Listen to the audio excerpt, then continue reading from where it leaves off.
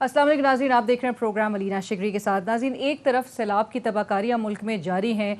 33 million people is a big number, जो कि displace persons की तादाद बताई जा रही है। मोर दैन दैट, ज़ाहिर है कि जो रिपोर्टेड नंबर सामने नज़र आ रहे हैं उससे बहुत कुछ अंडर रिपोर्टेड भी है। बहुत चीज़ें और बहुत बड़े स्केल पे चूँकि तबाहकारियाँ हुई हैं, जिसके इम्पैक्ट बहुत लॉन्ग टर्म होंगे। और अभी इनिशियल जिस तरह इकॉनमी को लॉस बताया जाता है वो $10 बिलियन तक का है। नेचुरली वो क्वांटम लॉस का जो है वो असेस किया जा रहा है और आगे भी किस तरह से होता है। आज हम एक तरफ देख रहे हैं मुल्क में ये तबाहकारियाँ जारी हैं और दूसरी तरफ पॉलिटिकल बैटल जो कि मेरे ख्याल से लीगल फ्रंट पर और लीगल बैटल्स के तौर पे ज़्यादा सामने नज़र आ रही हैं। पाकिस्तान तहरीक इंसाफ जो कि इस वक्त बड़े लीगल चैलेंजेस का सामना कर रही है। एक तरफ जलसे भी, चूँकि खान साहब कहते भी हैं कि पॉपुलैरिटी वेव उनके साथ है, इसमें कोई शक नहीं है। जलसों में एक बड़ी तादाद आवाम की शिरकत कर रहे हैं, लेकिन साथ साथ उनको पर तनकीद भी पाकिस्तान तहरीक इंसाफ पे की जा रही है कि मुल्क में इन हालात के दौरान जलसे क्यों नहीं डिले किए जा सकते या क्यों नहीं रोके जा रहे, और क्यों नहीं यही अमाउंट जो है वो सैलाब मुतासरीन के लिए खर्च कर दी जाए। आज कुछ इस हवाले से, और हमजा शहबाज साहब ने भी IMF रिपोर्ट सामने आई है, तो IMF रिपोर्ट भी हुकूमत को जवाब मिल गया ये कहने का कि पाकिस्तान तहरीक इंसाफ के खिलाफ एक चार्जशीट है। हम इस हवाले से बात करेंगे, कुछ और भी चीज़ें डिस्कस करने वाली। साबिक वफाकी वजीर और सेक्रेटरी जनरल तहरीक इंसाफ जनाब असद इस वक्त हमें ज्वाइन कर चुके हैं। असद साहब, अस्सलाम वालेकुम। असद साहब, जिस तरह मैंने कहा, एक वॉरफेयर शुरू हो चुका है लीगल आपके खिलाफ, आपकी जमात के खिलाफ। इस वक्त इमरान खान साहब तोशाखाना केस है, तौहीन अदालत, फिर दहशत गर्दी के मुकदमात और फिर साथ साथ फॉरेन फंडिंग। तो हमें नज़र बज़ाहिर आता है कि जी आपकी हुकूमत जो है वो पंजाब में है, खैबर पख्तूनख्वा में है, गिलगित बल्तिस्तान में है, लेकिन 3 सूबों में हुकूमत के बावजूद भी एक वो हुकूमत जिसको आप इम्पोर्टेड हुकूमत कहते हैं, जो कि 26 किलोमीटर तक की हुकूमत है, लेकिन उसने आपको दिन रात जो है वो मसरूफ़ रखा हुआ है। शाम है, सुबह है, हर वक्त अदालतों का सामना कर रहे हैं। कैसे, क्या स्ट्रैटेजी है पाकिस्तान तहरीक इंसाफ की? अभी तो इल्ज़ाम लगा रहे थे कि वो इमरान खान तारीख के सबसे बड़े बड़े जलसे भी कर रहे हैं सारे को होते हुए। तो अगर वो इमरान खान को बांधने में कामयाब होते तो ये इस वक्त पॉलिटिकल जो मोबिलाइजेशन ग्राउंड पे हो रही थी वो आपको नजर ना आती ना। वही तो परेशानी है। ये तो समझ रहे थे कि सियासी मैदान में तो मुकाबला नहीं कर सकते, वो तो उनको नजर आ गया। पहले पंजाब के बाई इलेक्शन में नजर आ गया, फिर कराची के इलेक्शन में नजर आ गया। तो उन्होंने कहा कि अच्छा ठीक है, अब कोई गैर सियासी तरीके से इमरान खान को बांधा जाए। वो लीगल मुकदमात जो है, जो है वो सारे के सारे वो हैं जिनका कोई लीगल बेसिस ही नहीं है। ये भी खूबसूरत बात है तमाम मुकदमों की कि ये लीगल केसेस बने हुए हैं। सारे के सारे उड़ जाने इन्होंने। इमरान खान की अपनी जो मूवमेंट है, जो उनकी पब्लिक मोबिलाइजेशन है, वो साथ साथ चलती रहेगी। और उसके साथ साथ ये जो सैलाब की बात करने वाले हैं, इनकी याद दहानी के लिए कि ज़ाती तौर पर अपील करके जितना पैसा इमरान खान ने जमा किया है सैलाब ज़दगान के लिए, वो तमाम PDM मिल के उसका 10% नहीं अभी तक कर चुकी है। राइट, बट असद साहब, इस पर मैं ज़रा बाद में आऊँगी, लेकिन जो लीगल चैलेंजेस हैं, लीगल चैलेंजेस क्या, आपने जिस तरह मेंशन आप भी कर रहे हैं कि पॉपुलेशन को, आवाम को जो है वो मोबिलाइज करने की तरफ तरजीह अगर दी जा रही है पाकिस्तान तहरीक इंसाफ की जानिब से, तो क्या सिर्फ पॉपुलैरिटी वेव से ही फाइट किया जाएगा या ये लीगल चैलेंजेस को कुछ लीगल स्ट्रैटेजी के तहत भी फाइट किया जाएगा? नहीं, अल्हम्दुलिल्लाह आप देख लें कि हमारी जब से गवर्नमेंट बदली है उसके बाद से लीगल फ्रंट के अंदर तो हमें तवातर से कामयाबियां हासिल हुई हैं। सुप्रीम कोर्ट के लेवल के ऊपर भी, हाई कोर्ट के लेवल के ऊपर भी, इस्लामाबाद हाई कोर्ट में, लाहौर हाई कोर्ट में, सुप्रीम कोर्ट में, चाहे वो 63A से मुतालिक केसेस हों, पंजाब की असेंबली का जो डिप्टी स्पीकर की रूलिंग थी वो वाला केस हो, मुख्तलिफ इलेक्शन कमीशन ऑफ पाकिस्तान के कोई आधा दर्जन से ज्यादा गैर कानूनी फैसले जो थे उनको कोर्ट में जाके ओवरटर्न किया। तो अभी तक तो अल्हम्दुलिल्लाह जितने भी चैलेंजेस, लीगल चैलेंजेस देखे गए हैं तहरीक इंसाफ की तरफ, इमरान खान की तरफ, वो सब के अंदर इनको नाकामी हुई है और इंशाल्लाह आगे भी ऐसा ही होगा। राइट, असद साहब, मुझे ये भी बताएं कि इमरान खान साहब के खिलाफ 25 मई को लेकर वो 15 कोई FIRs उनके खिलाफ है, आपके खिलाफ कितनी है सर? खान साहब जो है वो एक FIR उनकी अब ज्यादा होगी है मेरे से। अच्छा, मुझे ये भी साथ साथ बता दें कि इस वक्त जो ये मौजूदा हुकूमत जिस तरह से इल्ज़ामात लगा रही है, बज़ाहिर तो एक इम्प्रेशन यही आता है that there on the offensive. Pakistan Tehreek Insaf क्या वाकई में बेबस एक मोड में नजर आ रही है? और आपने अभी लीगल स्ट्रैटेजी के हवाले से आप जब बता रहे थे, तो हर केस में क्यों फैसल चौधरी साहब नजर आ रहे हैं? लीगल टीम पाकिस्तान तहरीक इंसाफ की सर किधर है? یہ بالکل بھی درست آپ نے نہیں کہا. جو بڑے ایکچولی ہم نے مقدمات جو سپریم کورٹ کے لیول کے اوپر جیتے ہیں وہ تو تقریباً تمام جو ہیں علی ظفر جو ہمارے چیئرمین ہیں انصاف لائرز فورم کے, انہوں نے پرسنلی لیڈ کیا ہے اور انہوں نے بڑے کیسز ہمارے سپریم کورٹ کے اندر جیتے ہیں. اس میں کوئی شک نہیں, فیصل چودھری نے زبردست کام کیا ہے, بہت محنت کر رہے ہیں, بہت وہ کر رہے ہیں. لیکن اس کے علاوہ بابر اعوان صاحب جو ہیں وہ اس کے اندر ایکٹیولی انوالوڈ ہیں. پوری ILF کی ٹیم جو ہے بیل کرانے سے, جس طرح میں اگر اسلام آباد کی آپ کو اگزامپل دوں تو فیصل جدون اور صدار مصروف اور یہ تمام جو ILF کی لوکل ٹیم ہے وہ اس سیشن کورٹ کے لیول سے لے کے سپریم کورٹ کے لیول تک ہر جگہ پر مختلف ٹیمز ہیں اور ہر ایک اپنا اپنا کردار جو ہے وہ زبردست طریقے سے, میرے خیال میں ہماری لیگل ٹیم نے جو پرفارمنس دی ہے وہ واقعی میں خراج تحسین کی مستحق ہے. اور میں آپ کو بتاؤں, میں یہ تو آپ مجھ سے سن رہے ہیں نا, میں نے ڈائریکٹ ورکر سے سنا کیونکہ 2014 کے اندر بھی ورکرز کے اوپر بڑی تعداد کے اندر پرچے کٹے تھے اور ابھی 2022 میں بھی وہی ہوا, خاص طور پہ 25 مئی والے واقعے کے بعد. اور جب موازنہ کیا جاتا ہے تو میں نے بہت سے ورکر سے یہ سنا ہے کہ جی پچھلی دفعہ جو ہے وہ مدد پارٹی کی لیگل ٹیم کی طرف سے بہت کمزور تھی اور اس دفعہ جو ہے وہ بڑے مربوط طریقے سے ایک افیکٹو طریقے سے مدد پرووائڈ کی گئی ہے. رائٹ. اسد صاحب, کیا عمران خان صاحب توہین عدالت کیس میں معافی مانگیں گے؟ عمران خان جو ہیں جی وہ تو جو لیگل ایڈوائس ہوگی اسی کی بنیاد کے اوپر کہیں گے. یہ آپ کو بھی پتا ہے, مجھے بھی پتا ہے, ججز کو بھی پتا ہے کہ عمران خان نے ساری زندگی جو جدوجہد کی ہے وہ ایک آزاد عدلیہ کے لیے کی ہے, انصاف کی حکمرانی کے لیے کی ہے, قانون کی حکمرانی کے لیے کی ہے. تو کلیئرلی عمران خان کوئی ایسے سیاستدان نہیں ہے جو قانون کو اپنے آپ کو قانون سے بالا تر سمجھتے ہوں یا قانون کے خلاف بات کام کرنے والے ہوں.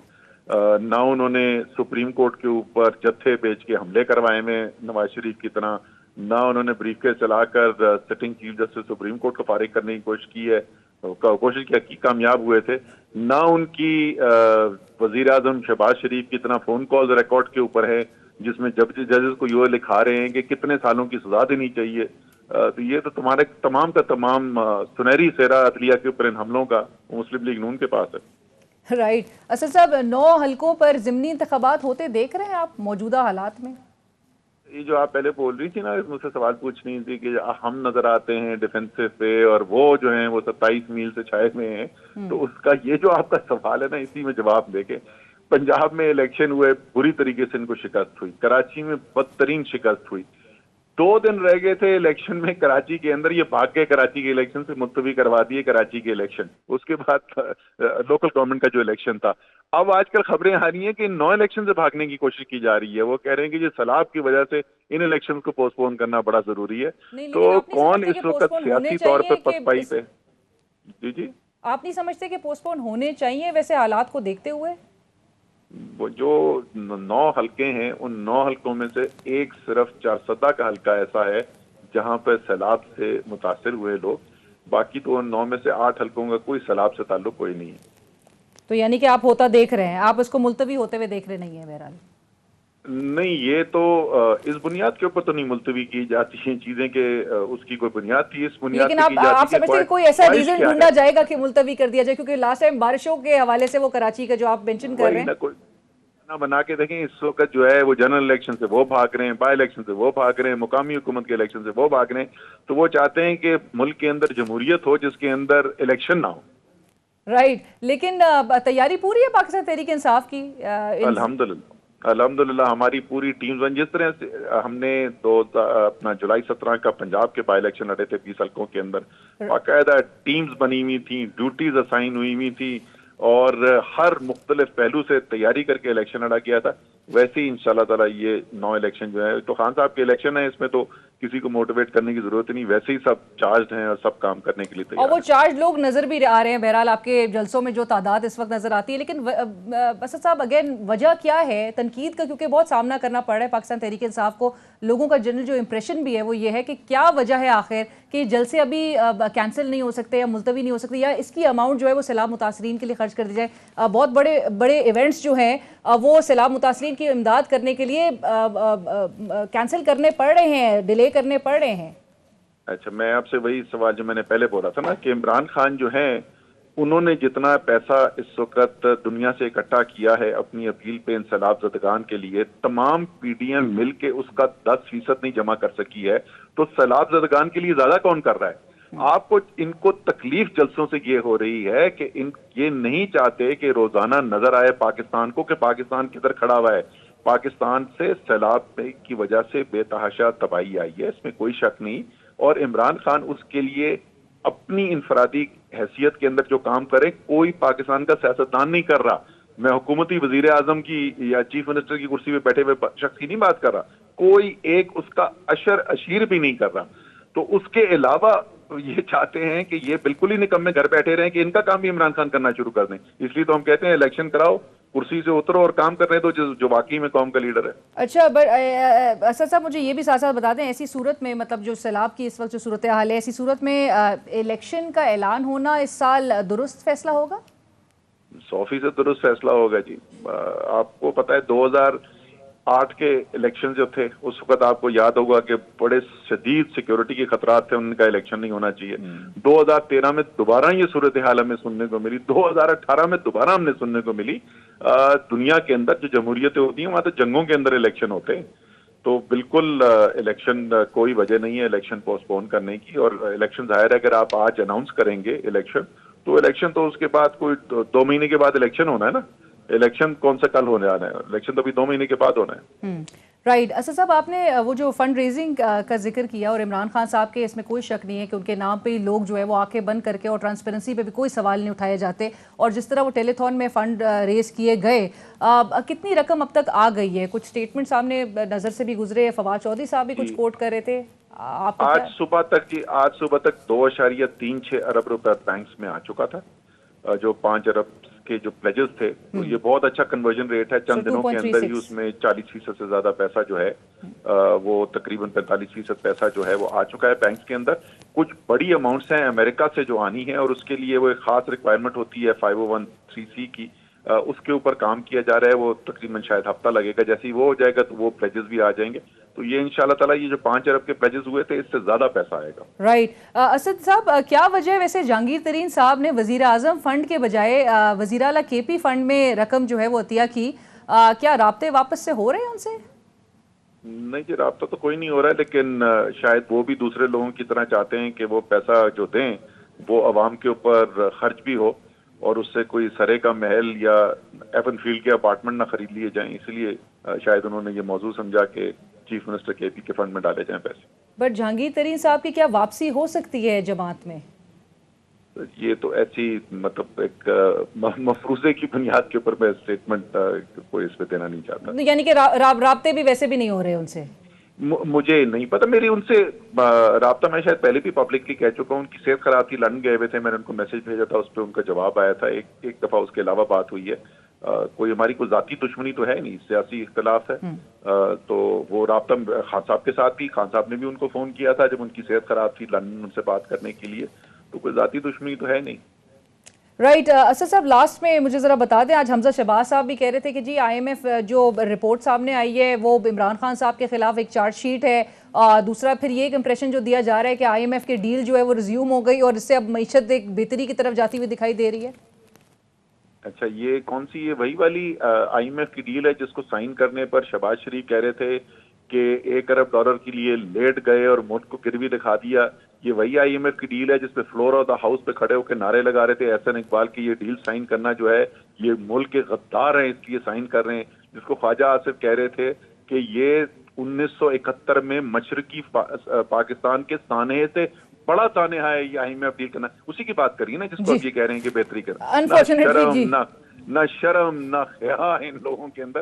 دیکھیں آئی ایم ایف ڈیل جو ہے جتنی انہوں نے خطرناک حد تک ریزروز گرا دیے تھے، کوئی چوائس ہی نہیں تھی، تو آئی ایم ایف ڈیل تو اس کے بعد کرنی تھی۔ آپ کو پتا ہے کہ صرف 3 ماہ کے اندر آدھے رہ گئے تھے پاکستان کے ریزرو، تو وہ تو انہوں نے ہونی تھی، لیکن آئی ایم ایف کی ڈیل سے فوری کرائسس تو بچ سکتا ہے، لیکن معیشت استوار صرف آئی ایم ایف ڈیل کرنے سے نہیں ہوتی، اس کے لیے بڑی محنت کرنی پڑتی ہے اور عوام کو سامنے رکھ کر فیصلے کرنے پڑتے ہیں۔ ان کی نظر تو مجھے لگتا ہے کہ عوام پہ پڑتی ہی نہیں ہے اپنے فیصلے کرتے ہوئے، تو آسان طریقہ لگایا ہوا ہر چیز کے اوپر بوجھ عوام کے اوپر ڈال دو۔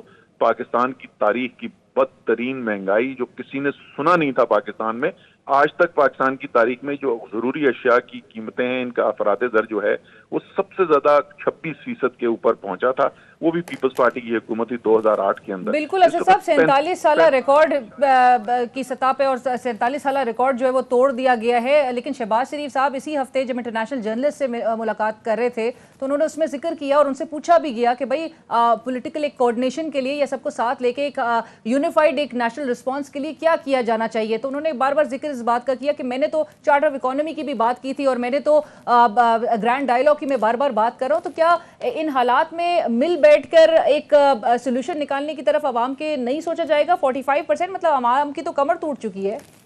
کس کے ساتھ بیٹھنا چاہتے ہیں؟ دہشت گرد عمران خان کے ساتھ، جس کے اوپر وہ دہشت گردی کے پرچے کٹوا رہے ہیں، جس کو اریسٹ حراست میں لینے کے لیے اسلام آباد کی پولیس کہہ رہی ہے ہمیں آرڈر آ گئے ہیں کہ اریسٹ کر لیے جائیں، یا ان کے ساتھ بات کرنا چاہتے ہیں تیمور جھگڑا اور عمران خان کے ساتھ کہ جن کو شوکت ترین کے ساتھ کہ جن کو وہ کہتے ہیں کہ انہوں نے غداری کی ہے، غداروں کے ساتھ بات کرنے چاہیے. ایک طرف کہہ رہے ہیں ہم آپ کے اوپر دہشت گردی کے پرچے کٹوائیں گے، آپ کے لوگوں کو اٹھا کر تشدد کریں گے، ان کے اوپر تمام لیڈرشپ کے اوپر پرچوں کی بھرمار ہم کر دیں گے، اور اس کے بعد ڈٹائی سے کہتے ہیں کہ ہم چاہتے ہیں کہ گرینڈ ڈائیلاگ ہو. آپ کے ساتھ ڈائیلاگ کرنا کون چاہتا ہے؟ آپ کو عوام نے جو آپ کے ساتھ ڈائیلاگ کرنا ہے نا، آپ کو پتا چل جائے گا. الیکشن کرائیں اور اس کے بعد عوام کے نمائندوں کو فیصلے کرنے دیں کیا فیصلے ہونے. رائٹ. لاسٹ میں مجھے ذرا یہ بتا دیں اسد صاحب، ان لیگل بیٹلز جو ہم نے شروعات کی تھی ڈسکشن کی، اس میں کیا ہوتا دیکھ رہے ہیں اور آپ سمجھ رہے ہیں کہ جی پاکستان تحریک انصاف سرخرو ہوتی ہوئی دکھائی دے گی؟ بالکل ایسے. یہ قانون کے کوئی بنیاد ہی نہیں ہے ان کیسز کے اوپر، وہ سب پولیٹیکل وکٹمائزیشن کے کیسز بنائے گئے ہیں. جیسے جیسے یہ کیسز ڈیل ہوتے جائیں گے کورٹس کے اندر، یہ فارغ ہوتے چلے جائیں گے کیسز. رائٹ. اور لاسٹ آپشن جو ہے وہ اسمبلیاں تحلیل ہونے کا، وہ اب استعمال میں لے کر آئے گی پاکستان تحریک انصاف؟ بالکل. تحریک انصاف تو پچھلے 4 ماہ سے کہہ رہی ہے کہ اسمبلیاں تحلیل ہونی چاہیے، اور اگر نیشنل اسمبلی تحلیل ہوتی ہے تو اسی دن، اسی وقت، اسی منٹ پنجاب اور خیبر پختونخوا کی اسمبلی جو ہیں وہ بھی تحلیل کرتی جائیں گی. سر آپ آغاز کیوں نہیں کرتے؟ آپ کو ہمارے خیال میں اتنے سیاسی طور پہ نابالغ آپ کو ہم نظر آتے ہیں کہ ہم ان کی سیاسی سٹیٹمنٹ کے اوپر جا کے بچوں کی طرح کیوں کرتے ہیں. لیکن نیشنل اسمبلی سے بھی تو ایگزٹ لیا نا، نیشنل اسمبلی سے بھی تو استعفے دے کے آپ نکلے نا. جی نیشنل اسمبلی سے ہم بالکل نکلے. ہم اپنی سوچ سمجھ کے پولیٹیکل کیلکولس کے مطابق فیصلے کرتے ہیں.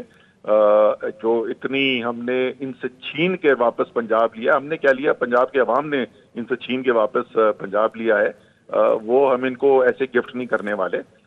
یہ حکومت کر پا نہیں رہے، روز بروز ان کی مقبولیت جو ہے وہ کم ہوتی چلی جا رہی ہے. وقت ہماری سائڈ پہ ہے، وقت ان کی سائڈ پہ نہیں ہے. جیسے جیسے وقت گزرتا جا رہا ہے ان کا نقصان بڑھتا چلا جا رہا ہے. ان کا نقصان بڑھتا چلا جا رہا ہے. تھینک یو سو مچ اسد عمر صاحب، بہت شکریہ ہم سے بات کرنے کے لیے. ساتھ ہی ایک بریک کی طرف چلیں گے، بریک کے بعد دوبارہ حاضر ہوں.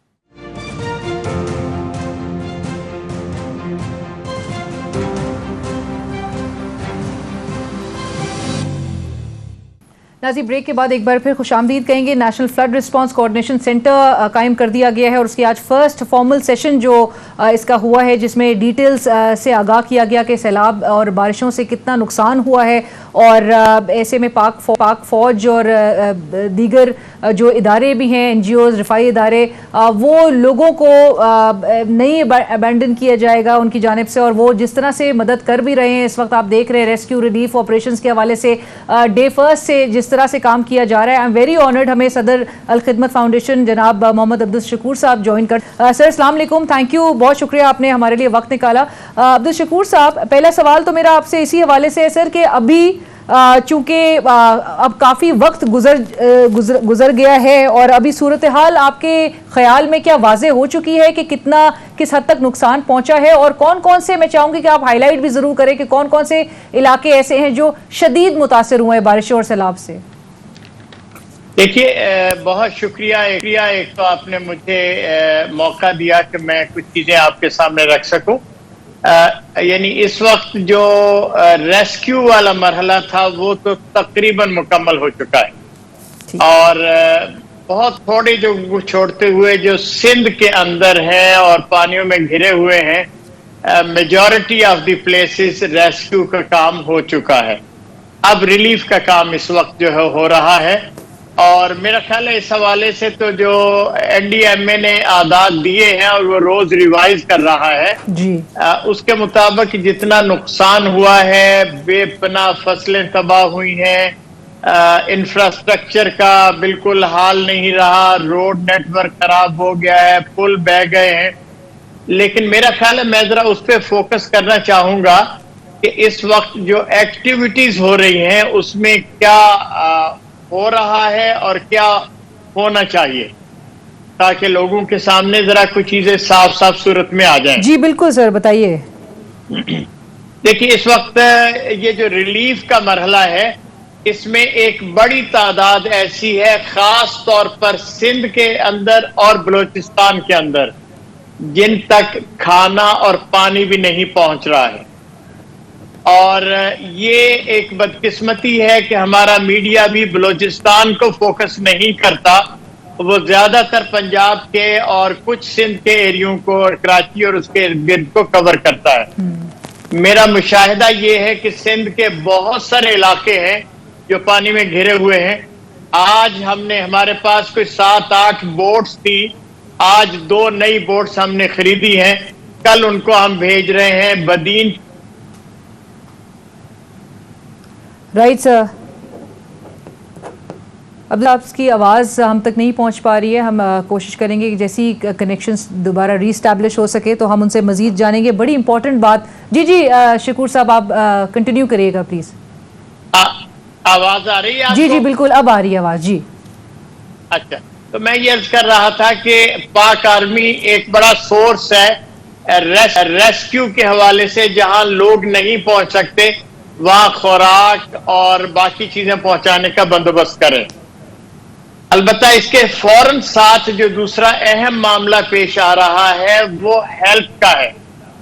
اس وقت آپ یہ سمجھیں کہ 1.5 کروڑ لوگ جو پانیوں میں گھرے ہوئے ہیں، خواتین ہیں، بچے ہیں، مچھر ہے، ارد گرد پانی ہے، ڈینگی کا خطرہ ہے، ہیضہ ہے، بخار ہے. تو یہ ساری وہ چیزیں ہیں جس پر فوری توجہ کی ضرورت ہے خوراک کے بعد. اچھا، اس کے 2 حصے ہیں. ایک تو پانی پہنچنا چاہیے لوگوں تک، اور ایک صورت یہ ہے کہ باٹلڈ واٹر دی جائے، اور ایک میں لوگوں سے بھی اپیل کرنا چاہتا ہوں اور ہم پلان کر رہے ہیں کہ کم از کم 6-7 موبائل واٹر فلٹریشن پلانٹ ہم موو کریں مختلف علاقوں کے اندر، اور وہ پانی لے کر جائیں. لوگ چھوٹے کنٹینرز میں پانی بھریں اور کم از کم 8-10 گھنٹے کے لیے ان کا کام ہو جائے. سر یہ بالکل یہ درست بات کی آپ نے. اس پہ میں سوال بھی آپ سے یہی کرنا چاہ رہی تھی کہ لانگ ٹرم، ابھی تو انیشل سٹیجز پہ آپ دیکھ سکتے ہیں کہ پانی کی بوٹلز پرووائڈ کی جا رہی ہیں، لیکن لانگ ٹرم اس کو سسٹین کرنے کے لیے یہ آپ نے درست کہا کہ موبائل واٹر فلٹریشن پلانٹس آپ کہہ رہے ہیں کہ یہ پہنچائی جا سکیں. آج میرے پاس لائنز کلب والے آئے تھے، ان کے ساتھ طے ہوا ہے انشاءاللہ ہم 5 واٹر فلٹریشن پلانٹ کو اگلے 1 ہفتے میں لانچ کریں گے، اور ان علاقوں کے اندر وہ لے کر جائیں گے جو 2000 لیٹر پانی صاف کر سکتا ہے 1 گھنٹے میں. تو میں امید کرتا ہوں کہ اس سے ہم بہت آسانی سے بہت ساری آبادیوں تک پہنچ سکیں گے انشاءاللہ. جی اچھا، اس کے ساتھ جو دوسرا حصہ ہے وہ صحت کے حوالے سے ہے. صحت میں بھی اس وقت ہم کوئی 120 مقامات پر ہیلتھ سینٹر بنا چکے ہیں، لیکن ایک مسئلہ یہ ہے کہ جو دور دراز مقامات پر بیمار بوڑھا بندہ یا عورت یا کوئی اور لاغر بندہ موجود ہے، ان کو وہاں سے 1-2 میل دور لے کر آنا ایک بڑا مسئلہ ہے. آپ کو پھر گاڑیوں کی ضرورت ہے. تو سینٹر ایک جگہ پہ ہوگا، ڈاکٹرز موجود ہیں، لیکن پیشنٹس کا پہنچنا ایک مشکل کام ہے. تو اس کے لیے بھی ہم یہ چاہ رہے ہیں اور اپیل بھی کر رہے ہیں کہ یہ جو ہیلتھ موبائل یونٹ ہوتا ہے یہ ایفیشنٹلی 3 گھنٹے ایک جگہ پہ، پھر 1 میل کے فاصلے پہ قریب ترین آبادی میں چلا جائے گا. اور ہمارے پاس 2 یونٹ اس وقت ہیں جو کام کر رہے ہیں، اور باقی ہم نے آرڈر کیے ہیں انشاءاللہ اس کو بھی جلدی لانچ کریں گے. اور یہ کام اگلے 3-4 مہینے تک ہوتا رہے گا، اس لیے کہ پانی کے اترنے تک بیماریوں سے نجات کے لیے یہ بہت ضروری ہوگا کہ ہم مختلف علاقوں میں یہ کام کرتے رہیں اور اس کے ساتھ یہ چلے سلسلہ. بالکل. اچھا، ہیلتھ یونٹ میں جو ایک اہم شے ہے وہ یہ ہے کہ یہ جو خواتین ہیں، جو حاملہ خواتین ہوتی ہیں جی، اور جو بچے ہیں، جو دودھ پینے والے بچے ہیں، ان کے لیے ہم کوئی ایسی چیز فراہم کریں جو ان کی صحت کے حوالے سے ان کے لیے کارآمد ہو. تو ہم نے ایک کٹ بنائی ہے جس میں خواتین کی ضرورتیں، مچھر مار چیزیں، صابن اور باقی جو ضروریات ہیں، اور بچوں کے دودھ کے جو ڈبے ہیں وہ اس کے اندر موجود ہوں اور ہم زیادہ سے زیادہ تعداد میں لوگوں تک پہنچا سکیں. یہ اب وہ عملی اقدامات ہیں. یہ جو گورنمنٹ کا سیٹ اپ ہے جس میں انفراسٹرکچر کا کام ہے، روڈز کا ہے، اسکولوں کا ہے، بجلی کا ہے، این جی اوز کے بس میں نہیں ہے کہ وہ اس کے اندر جائیں. تو وہ اس کے ساتھ تو گورنمنٹ نپٹے گی. البتہ ہمارا جو اگلا ایک سیگمنٹ ہے وہ یہ ہے کہ اس سارے سیٹ اپ میں کوئی 1100-1200 لوگ فوت ہوئے ہیں. بہت ساری خواتین بیوہ ہوئی ہیں اور بہت سارے بچے یتیم ہوئے ہیں. تو الخدمت نے یہ طے کیا ہے کہ ان ساری بیوہ ماؤں کو اور بچوں کو ہم ایز سون ایز ٹریس ہو جائیں گے، ان کی اسپانسرشپ کریں گے، ان کے لیے انتظامات کریں گے، ان کو تعلیمی اداروں میں لے کے جائیں گے یا اپنے آغوش میں لے کے جائیں گے. تو یہ ایک بڑا سیگمنٹ ہے جس کو ہم دیکھنا چاہ رہے ہیں کہ یہ محروم نہ رہیں کسی بھی طور پر. رائٹ. پھر اس سے جو جی سر بات کیجیے. میں وہ نمبر کے حوالے سے جو لوگوں کو بتایا بار بار جا رہا ہے کہ 33 million people have been affected, یعنی کہ 3 کروڑ 30 لاکھ سے زائد افراد اس سیلاب سے متاثر ہوئے ہیں. سر یہ ایک بہت بڑی تعداد ہے اور نیچرلی یہ تو ایک رپورٹڈ نمبر کوٹ کیا جا رہا ہے، اس سے کہیں زیادہ لوگ متاثر ہوئے ہیں. سر یہ کیا مطلب، آپ اس کو ایکسپلین کریں لوگوں کے لیے کہ یہ کتنا الارمنگ بات ہے کہ اتنی بڑی تعداد اس ملک کی آبادی کی بے گھر ہو چکی ہے اور اس کی ریہیبلیٹیشن کی طرف لے کر جانے میں حکومتوں کو کس حد تک سنجیدگی کا مظاہرہ اس وقت کرنے کی ضرورت ہے؟ یہ اس کا جو ایک حصہ تو یہ ہے کہ یہ لوگ ٹیمپریریلی اپنے گھروں سے نکلے ہیں اور فوری طور پر مصیبت کے اندر ہیں. لیکن یہ اس کا جو اگلا ایک مرحلہ ہے بہت اہم، وہ یہ ہے یہ سارے لوگ یا ان کی بڑی اکثریت زمیندارے سے وابستہ تھے، ان کی فصلیں تباہ ہو گئی ہیں. بالکل. اور سندھ کے اندر کی مال مویشی مر گئے ہیں. سندھ کے اندر تو مسئلہ یہ ہے کہ یہ جو ہے اپنا چاول کی فصل تو ختم ہوئی، اب اس کے بعد جو گندم بوئی جانی ہے اس وقت تک زمین خشک نہیں ہوگی، تو اگلی فصل کے لیے بھی مسئلہ ہے اور یہ قحط سالی ہوگی اور اس کے اندر جو لوگ مصیبتوں میں پھنسیں گے ان کو اگر آپ نے گھر بنا بھی دیا اور روزگار موجود نہیں ہے تو ان کے لیے کتنا مشکل مرحلہ ہوگا. بالکل. تو ہمیں جو پلان کرنا ہے وہ یہ ہے کہ ایک تو جس حد تک ممکن ہے زمینداروں کو بیج فراہم کریں تاکہ وہ اپنا جہاں تھوڑا بہت کام ہو سکتا ہے وہ کریں. ان کو جانور دیے جائیں تاکہ وہ انہیں پالیں اور اپنے گھر کا کچھ نہ کچھ گزارا کرنے کی صورت پیدا کر سکیں. اچھا، اسی طرح پھر ان کے لو کاسٹ ہاؤسنگ کا کام ہے. اس پہ الحمدللہ ہماری کئی ساری تنظیمیں مل کر پلان کر رہی ہیں کہ ہم لوگوں کو شراکت دار کریں، لیبر ان کی طرف سے ملے، میٹیریل ہم ان کو مقامی فراہم کریں اور وہ پھر اپنے پاؤں پہ کھڑا ہونے کے لیے گھر کو کھڑا کریں. ویسے عارضی طور پر ہم سارے لوگ، اور ہم نے کوئی 20,000 یہ جو کیمپس ہیں اس کا بندوبست کیا ہے، ٹینٹ بنانے کا کام کیا ہے اور اس کو تیزی سے سپلائی کر رہے ہیں مختلف مقامات پر. آپ نے کہا 20,000 کیمپس کا جو ہے وہ بندوبست کیا ہے. عبدالشکور صاحب، آپ کی اجازت سے مجھے ایک بریک شامل کرنی ہے، چھوٹی کے بعد ہم اسی نقطے سے ڈسکشن کو آگے بڑھائیں گے.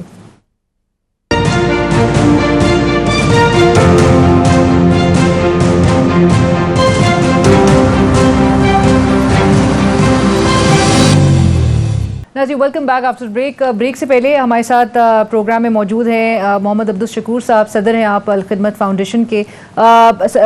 शकूर साहब, मैं आप ब्रेक से पहले 20,000 कैंप्स का आपने जिक्र किया, मैं चाहूँगी कि आप अपना नुक्ता कंप्लीट भी करें। और एक और चीज़ ये सर कि पेशगोई की जा रही है कि रवा माह मज़ीद बारिशें होंगी और आगे मौसम भी तब्दील होने की तरफ है, तो लोग जो इमदाद कर रहे हैं और भरपूर जो इमदाद दी जा रही है पाकिस्तानियों की जानिब से अपने हमवतनों के लिए, उसमें क्या क्या आप समझते हैं कि ज़रूरी इस वक्त अब आइटम्स होने चाहिए? बहुत शुक्रिया। मैं ये अर्ज कर रहा था कि इस वक्त तो हमें टेंटों की शिद्दत से जरूरत है। ये जो 20,000 की मैंने बात की, ये इसलिए नहीं कि ये काफी है, ये इसलिए कि इस वक्त मिल नहीं रहे। तो 20 का हमने सिक्योर किया है, लेकिन साथ साथ हम मजीद ऑर्डर भी करेंगे और हमें लेंगे। तो हमारे जो दोस्त हैं दुनिया भर में और पाकिस्तान में, उनको इस बात का एहतमाम करना चाहिए कि वो लोगों को शेल्टर देने के लिए आगे आए और 10-20 की एक आबादी का जिसको कहते हैं ना खैमा बस्ती, उसको स्पॉन्सर करने के लिए अपने आप को आमादा और तैयार करें। ये टेंट हमें लाखों की तादाद में चाहिए। और ये जो बलोचिस्तान का एरिया है खास तौर पर, उसकी सूरत हाल तो ये है कि वहां आबादियां छोटी छोटी हैं और उनके घरों के नामो निशान भी मिट चुके। तो सबसे ज्यादा तवज्जो के मुस्तहिक वो हैं और उस तरफ हमें तवज्जो देने की बहुत ज्यादा जरूरत है कि हम उन तक मदद पहुंचाएं। राइट। अब्दुल शकूर साहब, मुझे साथ साथ ये भी बताइए कि ख़वातीन, और आपने बीच में जिक्र भी किया कि ख़वातीन और बच्चों की तादाद, क्योंकि एक बहुत बड़ी तादाद है उनकी, ख़वातीन डॉक्टर्स का ऑन बोर्ड होना इस वक्त किस हद तक ज़रूरी है? ख़वातीन डॉक्टर्स का, और ख़ास तौर पर मैं चाहूँगा कि हमारे मेडिकल कॉलेजेस में फाइनल के पढ़ने वाले स्टूडेंट्स के लिए एक चांस है सीखने का भी और लोगों के साथ पहुंचने का भी। और हमारे यहाँ तालीमी इदारों में फीमेल स्टूडेंट्स बहुत ज्यादा होते हैं, इन्हें वॉलंटियर करना चाहिए और हम फैसिलिटेट कर रहे हैं। हमारी वेबसाइट पे जाएं तो वॉलंटियर्स डॉक्टर्स के लिए वो बाकायदा फॉर्म मौजूद है, तो मैं चाहूंगा कि वो उसमें रजिस्टर करें और फिर हम उनको करीब तरीन मुकाम पर, कराची वालों को सिंध के इलाकों के अंदर, लाहौर वालों को जनूबी पंजाब में, केपी वालों को जो है वडेरा इस्माइल खान वगैरह में, तो हम असाइन करेंगे और मुझे उम्मीद है उससे बहुत ज्यादा आसानियां होंगी। ये बहुत बड़ा नेकी का काम है, डोनेशन से ज्यादा। इसलिए फीमेल डॉक्टर्स और फीमेल स्टूडेंट्स डॉक्टर उनको आगे आना चाहिए ताकि वो इस काम में हमारे साथ मदद करें। आपने ये बहुत अच्छा नुक्ता उठाया है कि ये जो मेडिकल कॉलेजेस के भी स्टूडेंट्स हैं उनको ऑन बोर्ड लेने की ज़रूरत है। नेचुरली हर जगह इस वक्त जहाँ पर आबादी है और जो मुतासर हुए हैं अफराद, उन तक लोगों को पहुँचना बहुत ज़रूरी है, मेडिकल असिस्टेंस पहुँचनी बहुत ज़रूरी है। और आपने शकूर साहब जिस तरह जिक्र भी किया, क्योंकि मुसलसल पानी में हैं और जो बीमारियाँ इस पानी से फैल रही हैं, ये बहुत ख़तरनाक है, ये जो अब नेक्स्ट स्टेज आ चुका है। सर मुझे ये बताएं कि मैंने जिक्र भी किया था शुरू में कि national flood response coordination centre भी कायम कर दिया गया है। नेचुरली आज उसके हवाले से अपडेट्स भी और फिगर्स भी बताए जा रहे थे, बट ओवरऑल सर जो एक कोऑर्डिनेटेड एक एफर्ट नजर आनी चाहिए, एनजीओज, रिफाई इदारे और अल खिदमत जिस तरह से काम कर रहे हैं वो सबके सामने है रेस्क्यू और रिलीफ ऑपरेशन के दौरान। लेकिन हुकूमत क्या अप्रोच कर रही है और मिल के, क्योंकि कुछ जगहों पे आपके रजाकार मौजूद होंगे, कुछ जगह पे हुकूमत पहुंच जाएगी, तो एक कोऑर्डिनेटेड वे में एक यूनिफाइड एक रिस्पांस नजर आए इस डिजास्टर से निपटने के लिए? मुझे अफसोस से कहना पड़ रहा है कि इस वक्त तक गवर्नमेंट की तरफ से ये रिस्पांस मौजूद नहीं है। हमें किसी की कॉल नहीं मिली और अगर हमने कॉल की है तो कोई जवाब नहीं मिला। मेरा ख्याल ये था कि शायद ये हमारे साथ मामला है। मैं कल अखुवत वालों से बात कर रहा था, सैलानी वालों से बात कर रहा था, तो उन्होंने कहा हमारे साथ भी ऐसा ही है। अब हमने ये सोचा है कि हम 5-7 ऑर्गेनाइजेशन एक दूसरे के साथ तावन करें और डुप्लीकेशन से बचें।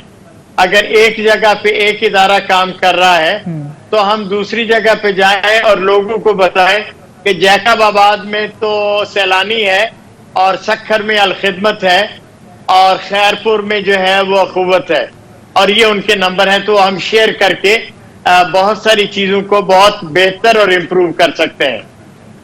بالکل صحیح ہے سر. اور اس کے ساتھ ساتھ ہی مجھے شکور صاحب آپ سے یہ بھی پوچھنا تھا, آپ نے بلوچستان کا ہائی لائٹ کیا اور ہم اس بات کا اعتراف کرتے ہیں کہ واقعی میں میڈیا کی بھی شاید اور جو آن گراؤنڈ چیزیں کور بھی ہو رہی ہیں اس میں سندھ اور پنجاب اور ایون کے پی کے کچھ ایریاز بذرا سر فہرست نظر آیا, فوکس میں نظر آئے, بلوچستان اگنورڈ نظر آیا.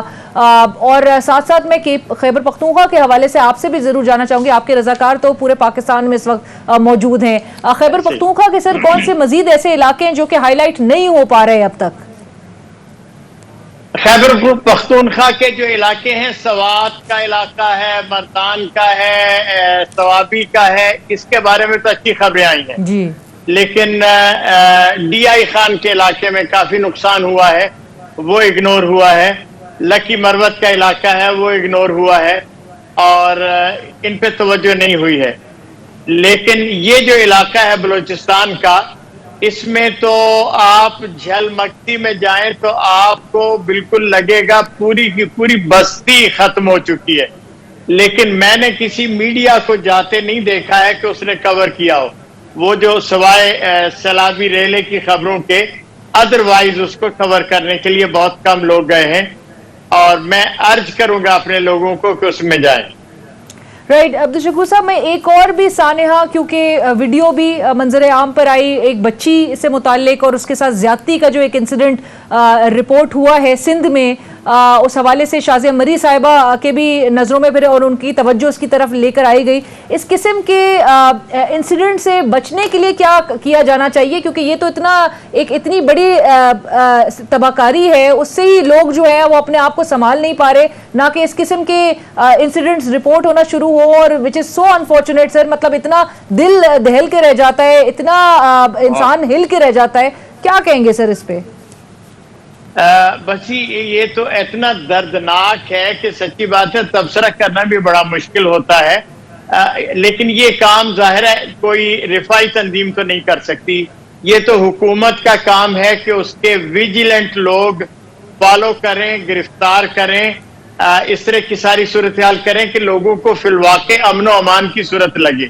یہاں تو ٹرک بھی مدد کا جا رہا ہو اور اس کے اوپر اگر سیفٹی کے لیے لوگ موجود نہیں ہیں تو لوگ اس کو بھی لوٹ لیتے ہیں. آپ کو پتا ہے ٹرین کا حادثہ ہو تو لوگ مر رہے ہوتے ہیں اور لوگ زیور اتارنے کے لیے وہاں پہنچے ہوتے ہیں. بالکل, یہ بہت کیرلیس سچویشن ہے. لیکن سچی بات یہ ہے کہ حکومت کا پہلا کام یہ ہے کہ وہ امن و امان فراہم کرے, باقی چیزیں وہ نہ بھی کرے تو باقی لوگ مل کر کر سکتے ہیں. ایبسلیوٹلی. بہت شکریہ عبدالشکور صاحب, تھینک یو ہمیں وقت دینے کے لیے. اور جس طرح سے محمد عبدالشکور صاحب صدر ہیں الخدمت فاؤنڈیشن پاکستان کے, جس طرح سے وہ مینشن بھی کر رہے تھے کہ اس وقت سب سے زیادہ جو اشد ضرورت اس وقت سیلاب متاثرین کو ہے وہ شیلٹر کی ہے, وہ ٹینٹس کی ہے, اور ایک بڑی تعداد میں یہ اس کی اشد ضرورت ہے. سو یہ وہ موقع ہے اور یہ وہ وقت ہے کہ جب لوگ آگے بڑھیں, اور ایون باہر ممالک میں جو لوگ امداد کرنا چاہتے ہیں, کیونکہ پاکستان کی اس وقت ایکسس صرف ایک سرٹن ایک اماؤنٹ تک ہے, تو لہٰذا شیلٹرز کو میکسیمم جو ہے وہ انشور کیا جائے, پرووائڈ کیا جائے.